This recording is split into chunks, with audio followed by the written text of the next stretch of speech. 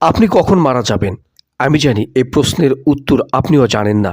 কিন্তু আমি এই প্রশ্নের মাধ্যমে আপনাকে আহ্বান জানাবো, নিজের জীবন এবং সফলতাগুলো নিয়ে পর্যালোচনা করুন। আপনার ভবিষ্যৎ নিয়ে একটু ভাবুন। এই পৃথিবীতে এমন অনেকেই ছিল যারা ভবিষ্যতের এমন একটি সময়ের অপেক্ষা করত, যে সময় তারা আগে মসজিদে চলে যাবে, তৃপ্তির সঙ্গে নামাজ আদায় করবে, কোরআন তেলাওয়াত করবে, পিতামাতার সেবা করবে, নিজের সন্তানদের সঙ্গে সময় কাটাবে, এমনকি নিজের আত্মীয় স্বজন ও প্রতিবেশীদের এবং ভাই বন্ধুদের সাক্ষাতে সময় দেবে। কিন্তু দিন শেষে তারা নিজেদের পুরো জীবন নিঃশেষ করে ফেলেছে, অথচ এসব কাজের জন্য পর্যাপ্ত সুযোগ ও সময় আর হয়ে ওঠেনি।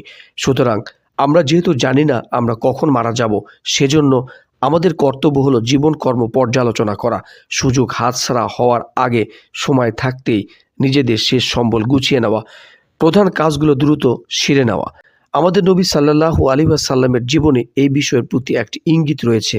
অর্থাৎ তিনি একবার আসরের নামাজ পড়ে দ্রুত বাড়ির দিকে রওনা দিলেন।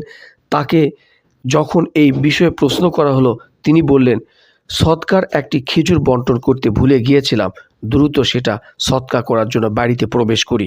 এমনইভাবে নবী সাল্লাল্লাহু আলাইহি ওয়াসাল্লামের অন্য আরেকটি হাদিসও এই বিষয়টি সমর্থন করে। তিনি বলেন, ওসিয়তযোগ্য সম্পদ থাকার পরও ওসিয়ত না লিখে 2 রাত অতিবাহিত করা কোনো মুমিনের জন্য উচিত নয়। সহিহ বুখারী 2533।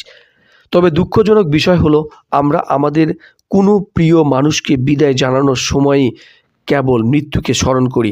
যখন কোনো জিনিস হাতছাড়া হয়ে যায়, তখনই কেবল তার জন্য আফসোস করি। এরপর অল্প সময়ে আমাদের থেকে এই স্মৃতিগুলো মুছে যায়, এমনকি আমরা মৃত্যুর কথাও ভুলে যাই।